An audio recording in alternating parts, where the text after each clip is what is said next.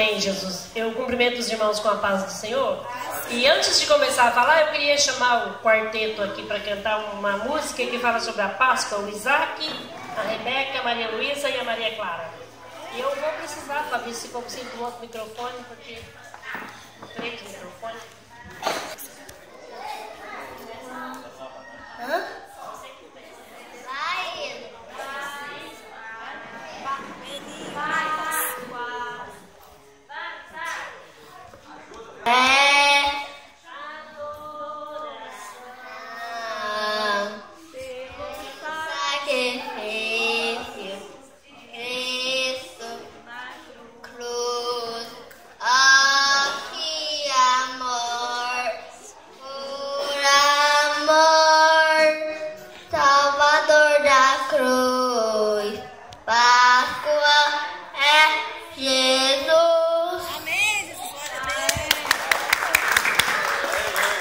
O dia todo, irmão, vocês pensam que não treinou, né? Mas treinou o dia todo. Ensaiou. E na hora não consegue. Mas é assim mesmo que aprende, né? Eu agradeço a irmã pela oportunidade. Eu ia pedir uma oportunidade para falar um pouquinho sobre a Páscoa.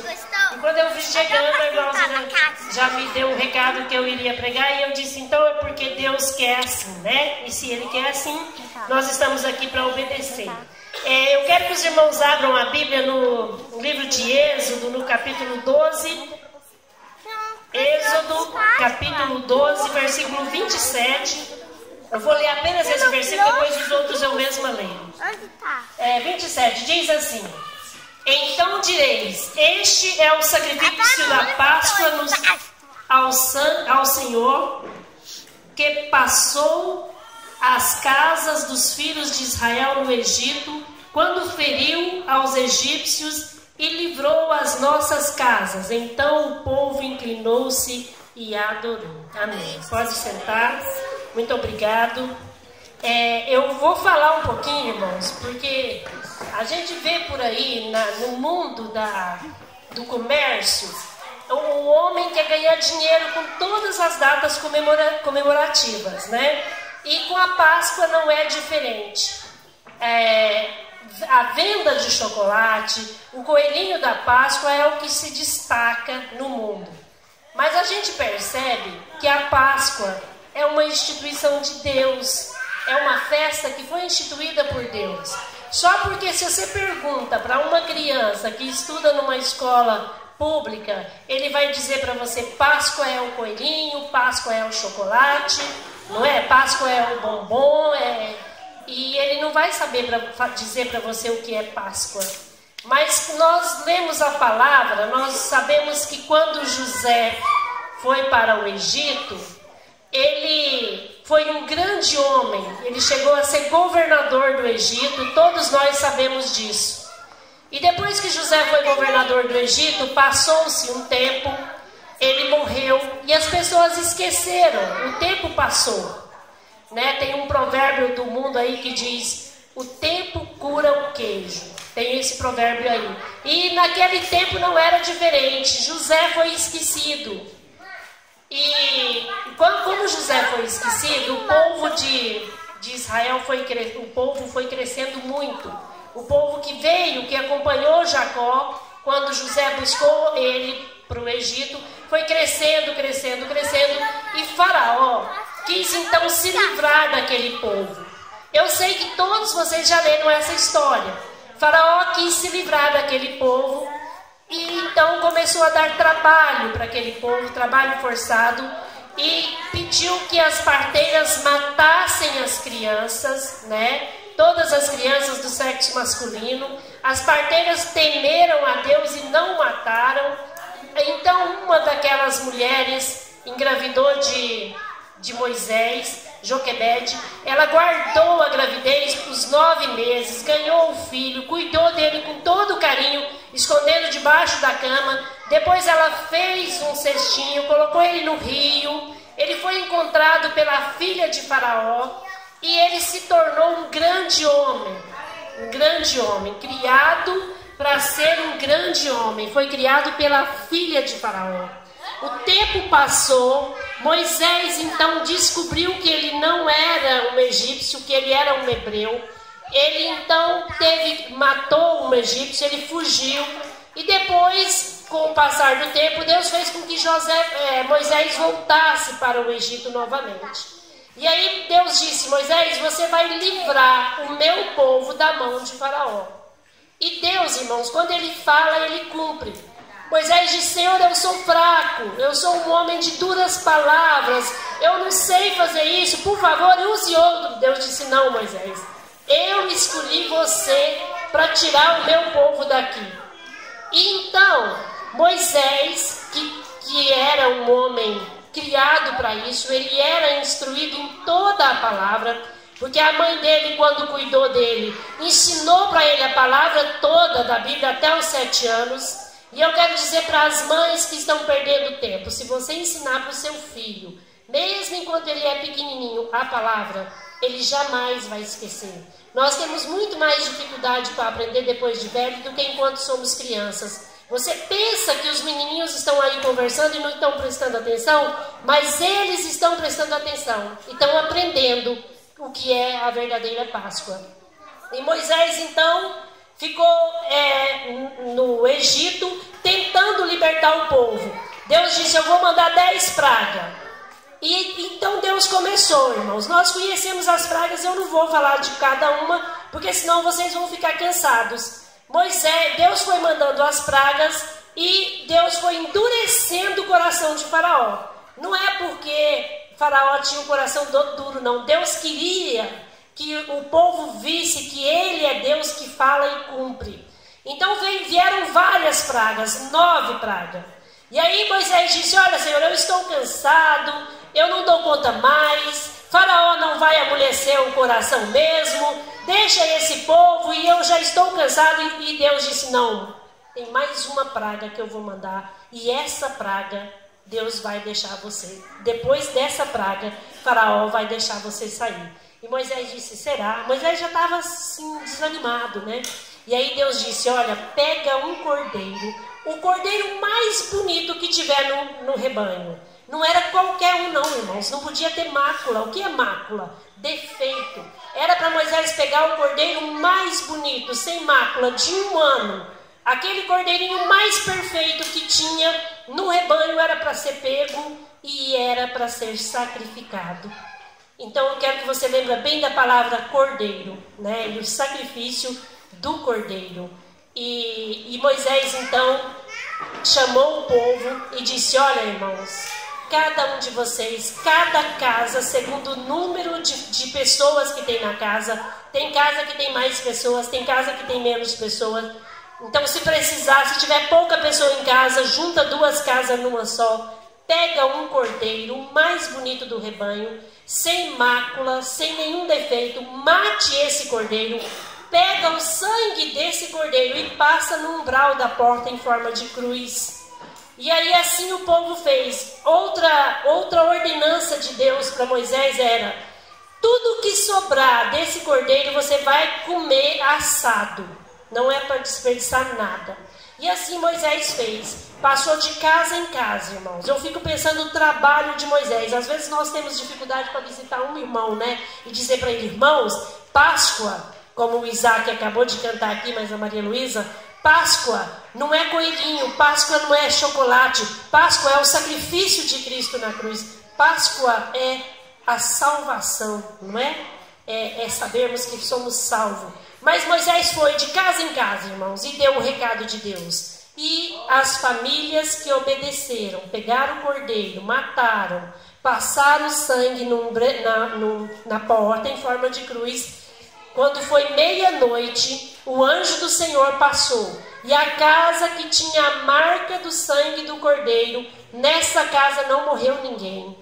Mas na casa que não tinha a marca do sangue, o primogênito morreu. E a Bíblia diz que não só o primogênito dos homens, mas também dos animais. Mas na casa que tinha o sangue do cordeiro, ninguém morreu.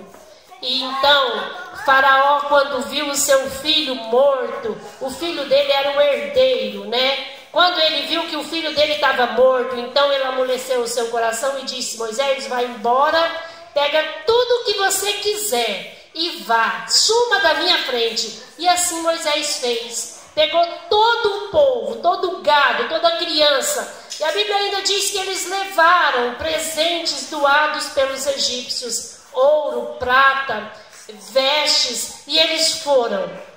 E a gente sabe que no Egito o costume de velar as pessoas que haviam falecido era um tempo maior. Por isso deu tempo do povo chegar bem longe. Mas quando passou ali aquele primeiro momento que eles sepultaram os mortos, então veio uma revolta naquele povo. Veio uma revolta no faraó e eles foram atrás de Moisés. E chegou um momento que, quando eles olharam para trás, que viram que o exército vinha atrás. E a Bíblia conta que ia uma nuvem iluminando eles enquanto era noite e fazendo sombra sobre eles enquanto era dia. E eles foram, andaram, avançaram muito. Mas aí Faraó veio atrás com carros, cavalos e cavaleiros e correndo muito. E alcançou eles chegando ali naquele mar. E quando o povo olhou, o povo é sempre rebelde, né, irmãos? Qualquer coisinha que dá, vai atrás do pastor e diz assim: pastor, não dá mais, eu não dou conta mais, olha, eu vou desistir. Não é assim? Isso é verdade, a gente que é pastor sabe disso. De vez em quando chega alguém dizendo: eu desisto, eu não dou conta mais. Naquela época não era diferente. O povo olhou para Moisés e disse: Moisés, nós não damos conta, saímos do Egito e agora tem montanhas de um lado, tem mar do outro na frente, tem o exército atrás. Você tirou a gente do Egito para morrer de graça aqui na beira do mar. Por que você não deixou a gente morrer lá no Egito? E Moisés olhou para Deus, irmãos, e disse: e agora, Deus? E Deus olhou para ele e disse: o que você tem na mão, Moisés? E ele disse: apenas um cajado, Senhor. O que eu posso fazer com um cajado? E Deus disse: pode fazer muito. E aí eu te pergunto nesta noite tão linda: o que você tem na mão, irmão? Pensa aí, o que você tem na sua mão? O que você faz? É com isso que você faz que você vai vencer na sua vida. É com esse pouquinho que você tem que você vai abrir o mar para que você possa passar salvo. É aquilo que você tem na mão. Moisés tinha um cajado. Moisés pegou aquele cajado então e encostou na água e as águas se abriram e o povo passou. E do outro lado eles cantaram glorificando o nome do Senhor, porque o exército de Faraó morreu afogado. Essa história nós já sabemos, né? Mas o que eu quero que você perceba é que Páscoa, nesse momento aqui, quando Deus instituiu essa Páscoa, é a passagem de uma vida de sofrimento no Egito, uma vida de cansaço, uma vida de pecado, uma vida de muito trabalho, para uma terra que agora era só deles. Ninguém podia interromper agora a felicidade daquele povo. É claro que depois nós sabemos o resto da história, que eles pecaram e tiveram mais problema. Mas naquele momento Deus disse: a partir de hoje vai ser feita a festa da Páscoa, que significa a passagem de uma vida de pecado para uma vida nova. Mas muito depois, irmãos, lá no Novo Testamento, no livro de Lucas ainda, ou no livro de Mateus, tanto faz, né? Está escrito, Mateus 26:17 também está escrito um versículo que diz bem assim. Eu vou ler, não precisa dos irmãos lerem. E no primeiro dia da festa dos pães asmos, chegaram os discípulos junto a Jesus, dizendo: onde queres que preparemos a comida da Páscoa? Muito tempo depois do povo ser liberto do Egito, deles ser instituída essa festa da Páscoa por Deus, então veio outro cordeiro. Lembra que eu falei para prestar atenção na palavra cordeiro? Veio um outro cordeiro, irmãos. E agora um cordeiro sem mácula também. Um cordeiro sem pecado. Quem é esse cordeiro? Quem sabe falar? Jesus. Esse não tinha nenhum pecado. Aquele cordeirinho que foi matado também lá atrás, quando o povo saiu do Egito, era um cordeiro puro, um cordeiro sem pecado. E agora veio Jesus Cristo, também não tinha pecado. E no entanto, irmãos, ele foi crucificado. Lembra que eu falei que fizeram uma cruz na porta? Agora ele próprio foi para a cruz. Ele derramou o seu sangue. E da mesma forma que aquele cordeirinho salvou, o sangue daquele cordeirinho salvou o primogênito de todas as casas que tinham o sangue passado na porta, hoje nós podemos contar com a salvação em Cristo Jesus pelo sangue que Ele derramou na cruz do Calvário a nosso favor. Não é lindo isso, irmãos? Jesus, o próprio Jesus, irmãos, é o cordeiro que livra a gente do pecado, que livra a gente da morte, que livra a gente de todo mal, porque o sangue dele agora foi derramado na cruz para que nós pudéssemos passar pela porta, e a porta da salvação, não é? E aí foi instituída a segunda festa da Páscoa, que é essa que tanto se comemora, que fala mais da morte do Cordeiro do que da ressurreição. E nós não podemos comemorar a morte de Jesus. Por que não podemos? Porque Ele não está morto, irmãos. Ele viveu. Ele morreu, mas Ele ressuscitou. Ele não precisa mais chorar a morte de Cristo, porque Ele não está morto. Ele ressuscitou e está morando no nosso coração, não é verdade? Nós podemos falar com Ele, nós sabemos disso. Então, Jesus Cristo está vivo e nós comemoramos hoje a Páscoa, como Isaac disse, a Páscoa é Jesus, a Páscoa é vida, a Páscoa é passagem. E nessa passagem aqui também é passagem de uma vida de sofrimento para uma vida de luz, né? Porque Jesus morreu e nos trouxe a luz, nos trouxe a vida. Amém? Então eu queria contar essa história porque muitas pessoas acham que Páscoa fala de chocolate, né? E é gostoso mesmo comer chocolate. Quem gosta? Não, é pecado comer chocolate? Não é pecado, só porque não pode comer muito porque engorda, mas pecado não é. Mas aí, irmãos, eu queria hoje que nós dessemos um presente de Páscoa, e um presente de Páscoa para uma pessoa que nós conhecemos. E eu queria que uma pessoa encontrasse aí para mim Jó 42:10 e uma pessoa lesse para mim Jó 42:10. Quem é que vai ler? Aqui não pode ser aqui, Mozequinha.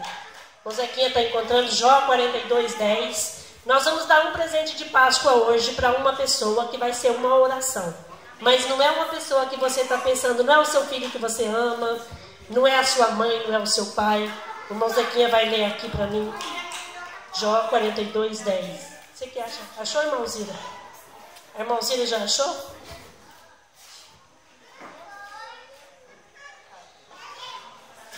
O Isaac veio me dizer que Páscoa é Jesus. Amém. A irmãozinha já achou.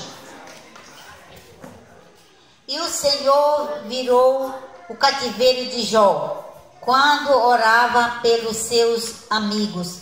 E o Senhor acrescentou a Jó outro tanto em dobro, e tudo quanto dantes possuía. Só aí, irmãozinha, obrigado.